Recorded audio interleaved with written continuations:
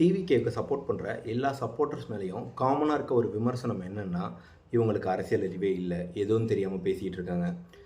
இப்படிலாம் சொல்கிறவங்க எல்லாத்துக்கும் தான் இந்த வீடியோ. நாங்கள் அரசியல் அறிவு இல்லாமல் எதுவும் தெரியாமலாம் பேசலை, எல்லாம் தெரிஞ்சுக்கிட்டு தான் பேசுகிறோங்கிறதுக்கான வீடியோ தான் இது. ஸோ இன்றைக்கி காலையில் நான் ஒரு வீடியோ அப்லோட் பண்ணியிருந்தேன். டிஎம்கே அவங்க கட்சியை ப்ரொமோட் பண்ணுறதுக்கு பப்ளிக் மணியை யூஸ் பண்ணுறாங்கன்ட்டு. ஸோ அதுக்கு ஒரு கமெண்ட் வந்திருக்கு, அந்த கமெண்ட்டை பாருங்கள். ஆக்சுவலாக இவர் என்ன சொல்கிறாருன்னா, எனக்கு அரசியல் அறிவு இல்லை, எல்லோரும் சொல்கிற மாதிரி தான். இது டிவிகே சப்போர்ட்டரை எப்படி ஹேண்டில் பண்ணுறதுன்னு தெரியாமல், அவங்களுக்கு அரசியல் அறிவு இல்லை, எதுவும் தெரியாமல் பேசுகிறாங்க.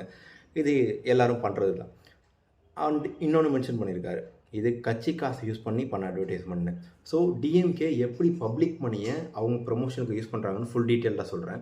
ஃபஸ்ட்டு அவர்கிட்டேருந்து ஆரம்பிக்கிறேன். ஸோ இது உங்கள் கட்சி காசை யூஸ் பண்ணி பண்ண அட்வர்டைஸ்மெண்ட் தானே? ஏன் எந்த அட்வர்டைஸ்மெண்ட்லேயுமே ஆக்சுவலாக அந்த வெல்வம் ஒன்றாகன டிவி யூடியூப் இருந்துச்சு இல்லையா, அந்த எந்த அட்வர்டைஸ்மெண்ட்லேயுமே உங்கள் கட்சியோட சின்னம் வந்திருக்காது, உங்கள் கட்சியோட கொடி கூட வந்திருக்காது. ஏன் இல்லைனா லாஸ்ட்டில் ஏன்ற உங்கள் கட்சி காசு தானே, கடைசியில் ஓட்டலியுங்கள் உதயசூரியன்னு சொல்லியிருக்க வேண்டியது தானே? ஏன் வெல்வம் ஒன்றாகன்னு சொன்னீங்க? ஏன்னா அது எதுவுமே பண்ண முடியாது. As per supreme court guidelines படி அது எது பண்ணாலும் அது அவங்க மேலே கேஸ் போயிடும். ஏன்னா பப்ளிக் மணி யூஸ் பண்ணியிருக்கனால.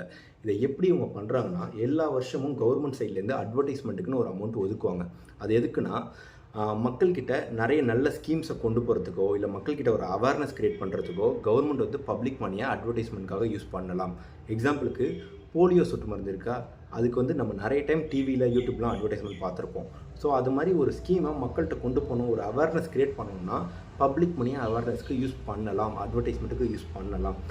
பட் அதை ஒரு லுக் ஃபுல்லாக வச்சுக்கிட்டு இவங்க எப்படி இவங்க கட்சிக்கு யூஸ் பண்ணுறாங்கன்னா, இவங்க மக்கள் அப்படியே சந்தோஷமாக இருக்கிற மாதிரி காமிச்சு, கடைசியில் சிஎம்ஐ காமிச்சு அவங்க கட்சிக்கு இதை ப்ரமோட் பண்ணிக்கிறாங்க. இதை என்ன சொல்கிறதுன்னு தெரியல. இதெல்லாம் தெரிஞ்சும் நீங்கள் சப்போர்ட் பண்ணீங்க, இல்லைனா முட்டு கொடுத்தீங்கன்னா நான் சொல்கிறதெல்லாம் போய் நிறுவீங்க. ஏன் எந்த இடத்துலையுமே ஓட்டலிங்கள் உதயசூரியன்னு சொல்லலை? என்ன சொல்கிறதுன்னு தெரில.